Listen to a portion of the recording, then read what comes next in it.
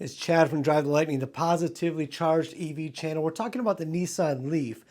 Now, Sarah and I have been daily drivers of the 2016 Nissan Leaf for like the last 4 years, and we love this car.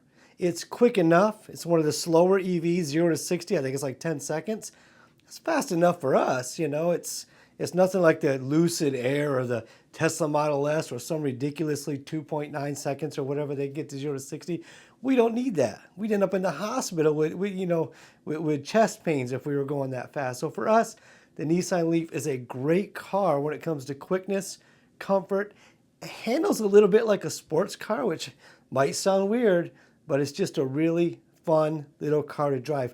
It's not overly techy. It's not like a computer on wheels like some of these EVs, which is okay with us as well because we're fairly simple people. Basically, it does almost everything we need it to do, and that's what makes the Nissan Leaf special for us. But the question is, would we buy another Nissan Leaf? You know, we bought ours used with about 4,000 miles on it.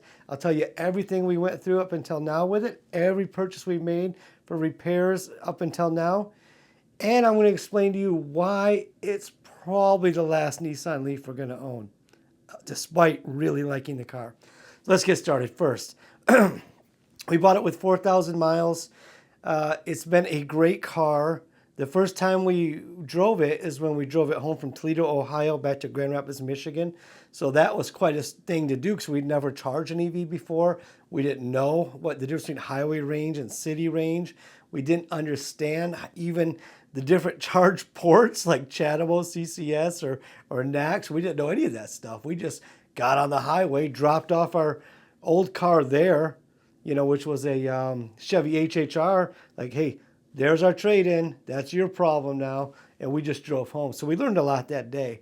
And ever since then, the love affair has not stopped. But here's the things we've had to fix or chose not to fix. One, the windshield wiper on the back, things never worked since we've had it, which means whoever had it before us somehow burned it out in just 4,000 miles.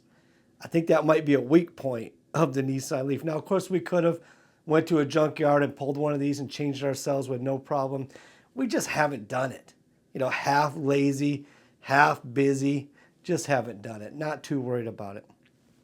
Another thing that happened was in a pretty quick time, maybe the second year or second summer, the 12-volt battery went dead. And when that happens on the Nissan Leaf, it's kind of a trippy experience because it just kind of acts weird. And then at some point it won't start. You're like, well, it won't boot up. What's going on? My car's dead. And then you get it started. Usually we would plug it in for a little while and it would start, or we'd hook up the jumper cables and it would start. Then you can drive all day, no problem. But if you turn it off, it might not boot up again. That's kind of what happens with the 12-volt battery goes dead. And also it makes some weird noises, some weird squealy noises. We're like, what is the deal? Good news, we replaced that battery ourselves. We paid $150 at, you know, not to drop names, but Walmart Service Center. We went in and bought the right size battery. I did the work myself. It took maybe 10 minutes. There's a video about it somewhere in our catalog you can find. There's nothing to it. And it's not overly expensive. So that was one thing that happened. So we got wiper motor, 12-volt battery. We had to replace the front tires, somewhere around 38,000 miles or so. Maybe should have been done quicker. So do we have to go buy super expensive EV tires? Now, many people will say, yes, you need to buy specific EV tires. They say because of road noise and because of efficiency. Well, we couldn't afford it. So we bought pretty inexpensive tires. I think we paid $120 each, so like $240 installed, done, and had no issues for tens of thousands of miles now since then.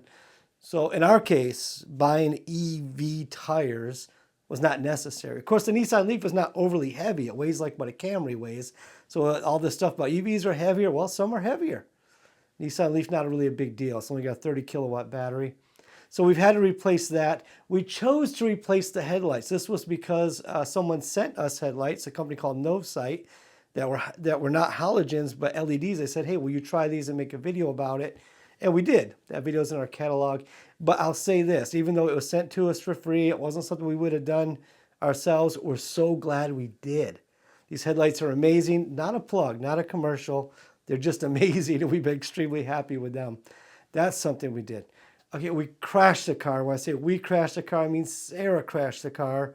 So we had to buy the aluminum bumper that's behind the plastic. It's like $100, a bunch of other parts, and we let my dad do the work. First, Dad and I worked on it together. That didn't go great. So he said, Chad, will you please just go home and I'll call you when it's done. So that's what we did. So now that's fixed. And that's it. That's all we've ever had to do to our Nissan Leaf. Oh, except for one other thing. The battery denigration showed that it was half dead. Now, when that happens in the Nissan Leaf 2016 or newer, then you're due for a battery replacement under warranty. It doesn't matter if it was Y. They say if you get to 8 bars of health, you get a new one. We took it to the dealership. They said, well, it's due a software update, which they did. Brought it all the way back up to 11, and that's been working great. So that's been our experience. Really fun to drive, extremely low maintenance, very easy maintenance when it's needed.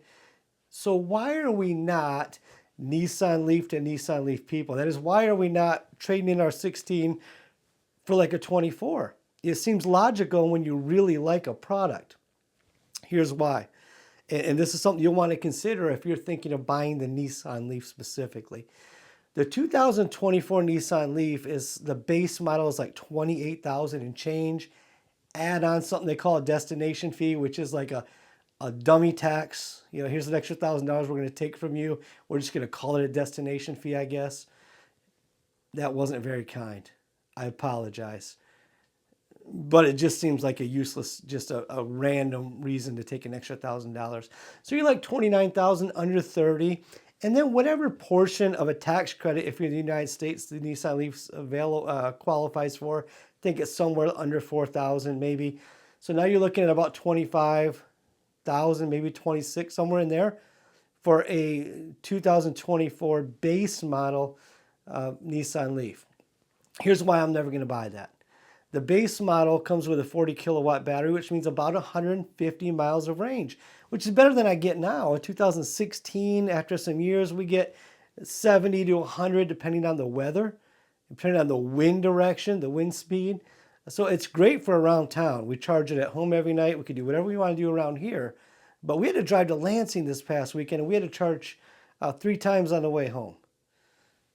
That's too much.